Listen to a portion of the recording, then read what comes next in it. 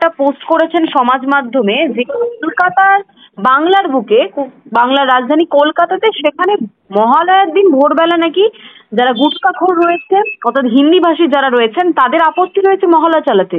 বাংলার মাটিতে বাঙালিকে এই দিন দেখতে হবে, কখনো বাঙালি জাতি কল্পনা করেছিল?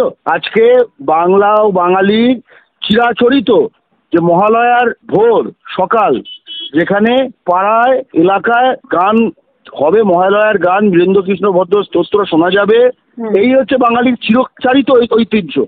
এবং এই ঐতিহ্যের সঙ্গে যারা খাপ খায় না, যারা অন্য রাজ্য থেকে এসছে, যারা বাঙালিকে ঘৃণা করে, যারা বাঙালির সংস্কৃতিকে ঘৃণা করে, যারা বাঙালির ধর্মকে ঘৃণা করে, তাদের সংখ্যা একটা এলাকায় বেরিয়ে গেলে কি উপদ্রব হয়, কি অবস্থা সৃষ্টি হয়, সেটা স্পষ্টত এই ভিডিওতে দেখা যাচ্ছে। এবং আপনারা লক্ষ্য করবেন যে এই রামগড়ের যারা এলাকাবাসী, তারা একদম প্রবলেমটা ডাইরেক্টলি আইডেন্টিফাই করতে পেরেছে। তারা বলে যে হিন্দিভাষী বহিরাগত, বলেছে হিন্দিভাষী বহিরাগত। অনেকে বলতে পারে এই মহিলা হয়তো পাগল টাইপের, না, কেউ পাগল টাগল কেউ না। এলাকায় বহিরাগতদের সংখ্যা বাড়ছে, সংখ্যা যত বাড়বে এদের জোর বাড়বে, এবং এক সময় যখন সংখ্যা অত্যন্ত বেড়ে যাবে তখন আর এই মহালয়ার গান নিয়ে কোনো সমস্যাই হবে না, কারণ দুর্গাপুজোই হবে না, কলকাতায় আপনি বিস্তীর্ণ এলাকা দেখুন যেখানে বাঙালি আর অবশিষ্ট নেই, তার জায়গায় কিন্তু হিন্দুই এসছে, কিন্তু কোনো দুর্গাপুজো হয় না, ঠিক আছে? কালী পুজো হয় না, দুর্গাপুজো হয় না, দেওয়ালি হয়, নবরাত্রি হয়, ভেজ হয়। এবং এই ভেজের প্রসঙ্গে বলি, আপনারা যদি ইনভেস্টিগেট করেন, এই এখনো তো কিছুই দেখেননি, দুর্গা পুজো যখন এক্স্যাক্টলি শুরু হবে তখন দেখবেন যে কলকাতা, রাজারহাট, হাওড়া, আসানসোল, শিলিগুড়ি, খড়গপুর, এইসব এলাকা যেখানে বহিরাগত অধ্যুষিত হয়ে গেছে, সেখানে এই বহিরাগত অধ্যুষিত বিভিন্ন এলাকায় ফ্ল্যাটে যেখানে 30%, 40% বা তার বেশি বহিরাগত হয়ে গেছে, সেখানে একদম ফ্ল্যাটে নবমীর দিন পাঠা, যেটা আমাদের বাঙালির চিরাচরিত জিনিস, এমনকি বলি দেওয়া হয়, ঠিক আছে? যাছাড়া মা কালীর পুজো হয় না, মা দুর্গার, এটা চিরাচরিত আমাদের জিনিস, এগুলো যে এক্সপ্লেন করতে হচ্ছে এটাই লজ্জার কথা, সেগুলো নিষিদ্ধ করে দিয়েছে। আমি বলি গ্রিন প্যালাজো বলে একটি নিউ টাউনের ফ্ল্যাট, সেখানে এরকম করেছিল বাংলা পক্ষ সহযোদ্ধারা, কিন্তু পুজোর মধ্যে সন্ধ্যেবেলা সেখানে গিয়ে মাংস খেয়ে এসছে এবং বল জুগিয়েছে। এবছরও একাধিক বাঙালি খুব মানে ভয় পেয়ে বাংলা পক্ষের সঙ্গে যোগাযোগ করেছে যে আমাদের ফ্ল্যাটে আমাদের আমিষ ইয়ে করতে দেওয়া হচ্ছে না, মানে দুর্গা পুজোকে নবরাত্রিতে পরিণত করা, ঠিক আছে, তারপরে এই কালী পুজোকে দেওয়ালিতে পরিণত করা, দোলকে হোলিতে পরিণত করা, এবং যত এই চক্রান্ত চলছে এর বাঙালিকে ঘৃণা করে। যে সময় অন্যান্য রাজ্যে বাঙালিকে বিদেশি দাঁড়িয়ে পেটানো হচ্ছে পশ্চিমবঙ্গের বাঙালিদের, আর পশ্চিমবঙ্গের মাটিতে বাংলা ও বাঙালির ধর্ম, সংস্কৃতি, ভাষা, এমনকি জনবিন্যাস সবকিছু আক্রান্ত। বাঙালিকে এই সময়ে এক হতে হবে, এবং এক হচ্ছে। কিন্তু এই যে সমাবেত প্রতিবাদটা দেখলেন, এই বাঙালি কিন্তু আর সেই বাঙালি নেই, বাঙালি কিন্তু এক হতে শুরু করেছে। আগামী দিনে বাংলা ও বাঙালির শত্রুদের জন্য খুব খারাপ দিন অপেক্ষা করছে। আচ্ছা, আপনি বললেন যে বাঙালিরা এক হয়েছে, কোথাও গিয়ে কি এর শ্রেয়টা বাংলা পক্ষকে দেওয়া যেত? বাংলা পক্ষের একদিনের লড়াইটা কোথাও সক্ষম হয়েছে? আপনি একটা কথা ভাবুন না, 2018 সাল বাংলা পক্ষ তৈরি হয়েছে, তার আগে বাংলার এই গণ রাজনীতিতে কখনো বাঙালি কথাটা শুনেছেন? কখনো শুনেছেন? আর 2018 আগে এবং পরে বাংলার রাজনীতির মোড় ঘুরে গেছে, এখন সবার মুখে বাঙালি। মমতা বন্দ্যোপাধ্যায় ভাষা আন্দোলন করছে, নরেন্দ্র মোদী আগেরবার রবীন্দ্রনাথ চেয়েছিল, এবার বোধহয় গাড়িটা ছোট করেছে, এবার বোধহয় রামকৃষ্ণ হয়ে আসবে, হয়তো ভোট আসছে সামনে, ঠিক আছে? সকলকে কিন্তু এই বাঙালির লাইনে আসতে হচ্ছে, কিন্তু বাংলা পক্ষ স্পষ্ট বলছে শুধু মুখে বাঙালি বাঙালি করলে হবে না, ভূমিপুত্র সংরক্ষণ চাই বেসরকারি কাজে, ঠিক আছে? পশ্চিমবঙ্গের মাটি থেকে বহিরাগত এই ক্রিমিনালদের উচ্ছেদ করতে হবে, এইসব বাইরে থেকে হু করে লোক ঢোকা বন্ধ করতে হবে।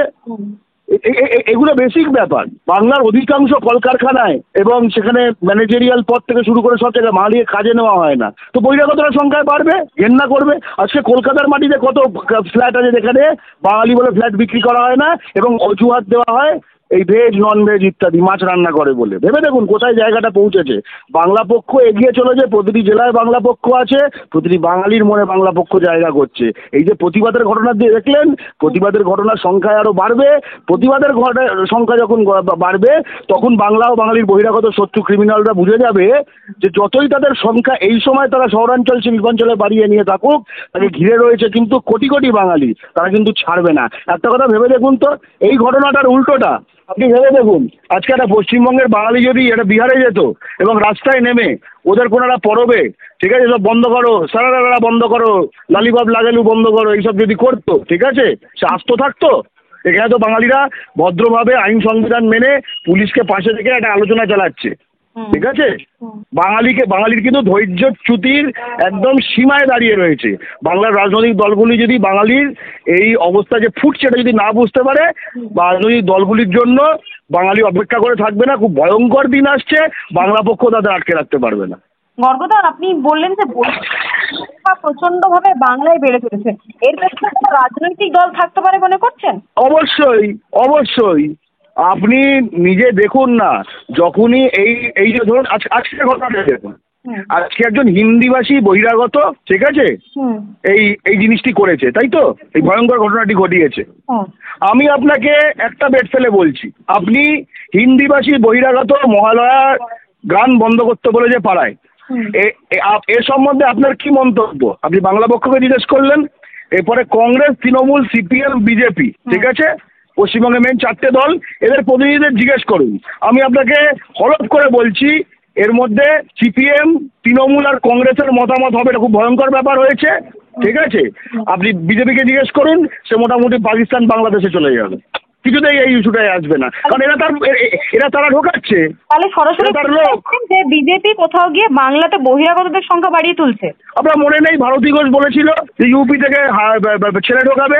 আপনার মনে নেই কদিন আগে অর্জুন সিং বলেছে বিহার থেকে লোক ঢোকাবে? আপনার মনে নেই যখন 2021 নির্বাচনের আগে সুশীল মোদী বিহারের ডেপুটি চিফ মিনিস্টার কি বলেছিল যে পশ্চিমবঙ্গে বিজেপি জিতলে লাখ লাখ বিহারির পশ্চিমবঙ্গে নতুন কাজ পাবে? এগুলো তো আমরা জানি, এগুলো তো কোনো মানে বাংলা পক্ষের কোনো কল্পনাপ্রসূত জিনিস নয়। আপনার মনে নেই যে একজন ভোজপুরি একজন অত্যন্ত কুরুচিকর সব করে বাঙালি নারীদের নিয়ে সেই পর্ন স্টার, তাকে ভোটে দাঁড় করানো হয়েছিল আসানসোলে বিজেপির দ্বারা লোকসভায়? এগুলো মনে নেই? বাঙালি সব মনে রাখছে, সব হিসেব রাখছে, এবং এটা শুধু কিন্তু দলের বিষয় না, শুধু বিজেপি, তৃণমূল, সিপিএম, কংগ্রেস এই সামনে নির্বাচন ভোট আছে এটা কেন্দ্র করে নয়, বাংলা ও বাঙালির ভয়ঙ্কর ক্ষতি হয়ে যাচ্ছে, পশ্চিমবঙ্গ আর বাঙালির থাকছে না। নমস্কার, বাংলাহান থেকে রিয়া বলছিলাম। হ্যাঁ বলুন। সরাসরি ভাবে আজকে মহালয়া রয়েছে, বাঙালির একটা খুবই পবিত্র দিন, দুর্গা উৎসব শুরু হওয়ার আগে সূচনা। তার আগে দেখতে পাচ্ছি গর্গ চট্টোপাধ্যায়, বাংলা পক্ষের যিনি প্রতিষ্ঠা করেছেন, তিনি সমাজ মাধ্যমে একটা ভিডিও পোস্ট করে বলেছেন যে কোথাও গিয়ে এই গুটকাখোর বহিরাগতদের সংখ্যা বেড়ে যাচ্ছে, যার জন্য বাংলার এলাকায় মহালয়ার দিন এই যে মহালয়া, সেই মহালয়ার গান বাজাতে দেওয়া হচ্ছে না। বাংলাহান তার সাথে যোগাযোগ করাতে তিনি বলেছেন যে সরাসরিভাবে রাজনৈতিক দল রয়েছে এবং সেই রাজনৈতিক দলটি হলো বিজেপি। বিজেপি চক্রান্ত করে বিভিন্ন বহিরাগতদেরকে অন্য রাজ্য থেকে বাংলায় নিয়ে আসছে।